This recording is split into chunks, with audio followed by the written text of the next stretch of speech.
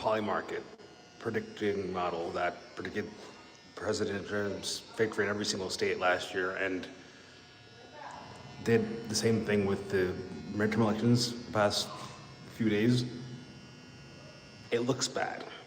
As in, it seems that we may have a shutdown that lasts 45 days. That means ending November 16th. I believe the prediction models right now, they're always changing.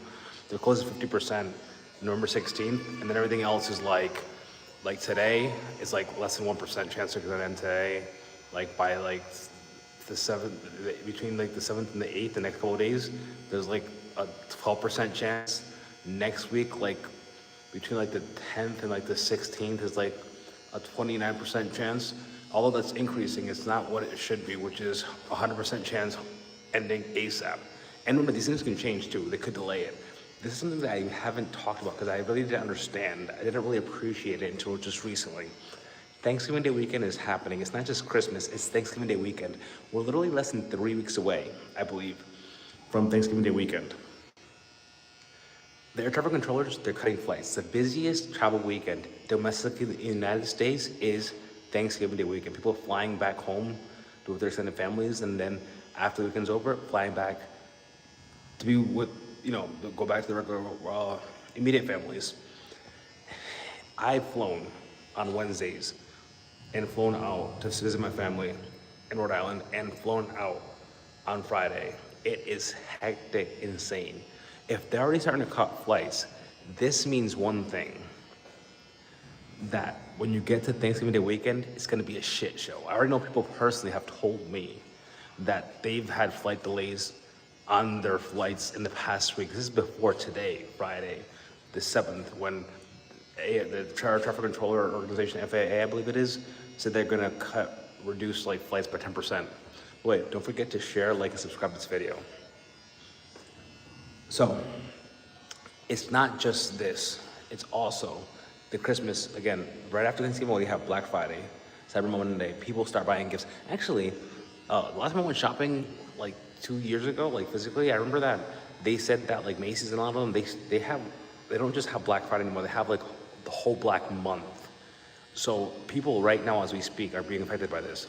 Federal government employees, remember the way the economy works is first, certain people like the federal government employees, big employers, people that are getting laid off from Meta, Amazon, etc., they stop spending. That means people that they usually go buy food at, shopping, grocery shopping, they go to stores, buy clothes from, they have to lay off people. This is gonna be the worst year since 2002. Hey, Detroit 313. The worst year since 2002, I believe, 2003 for retail week holiday hirings. This means that it's gonna be a very difficult, what's up, brothers? A very difficult year for a lot of people. I just want to say that the Democrats are stupid because obviously if this part of the economy fails or it goes into a basically little recession with the airports and all this stuff, flights, holiday, Christmas, that means it's less money for GDP, less money for crypto. This is where it affects us as well. This affects our bottom line. And I was just with Stand With Crypto. I made a video with Stand With Crypto for their national organization, by the way, one of the biggest lobbying firms for cryptocurrency in the country, saying that I voted in the New Jersey area for one reason only. I voted for crypto. I don't give a fuck about Republicans or Democrats. I voted for the people that were right. But listen, maybe I'm wrong. In New York City, I voted for Eric Adams. I know he was off the ballot. Well, he's still on the ballot, by the way. I know he wasn't running and he blah, blah, blah, but he's the only person that's done a lot for New York City in the past few years with regards to cryptocurrency. Sure, he didn't do a lot of things he was said, like he didn't implement education for elementary school, middle school students, but he did take his first 2 paychecks in crypto, did a lot of conferences. A lot of companies actually cited him when they came to New York City, like MoonPay. They moved their headquarters to New York City because of Eric Adams' policies and his pro-crypto stance. And in New Jersey, the Democrat who won, I was out there campaigning for both sides, but I supported the Democrat. I'm a conservative, I'm a libertarian, I usually vote Republican, but nowadays I vote for whoever is pro-crypto.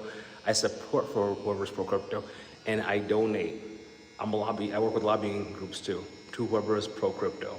So don't get it twisted. I don't vote with parties, I vote my interests.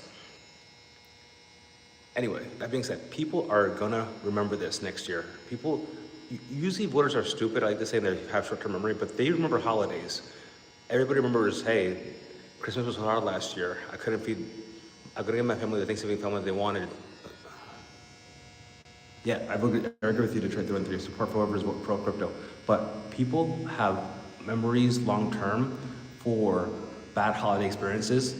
And if flights do start getting canceled because of the shutdown, if we do start seeing more and more people suffering, struggling, not being able to afford Christmas gifts for their children because of the government shutdown, and we see the economy going to a spiral, next year in the primaries, mark my words, I'm gonna do whatever I can with lobbying organizations that I work with to make sure that every fucking Democrat Republican that's involved in this bullshit gets primaried out.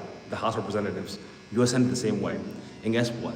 If they don't lose in the primaries, we're gonna get the motherfuckers out in the general election. Next year, we're gonna use these next few weeks, if they're really as bad as they're planning on them to be, they're fucking out.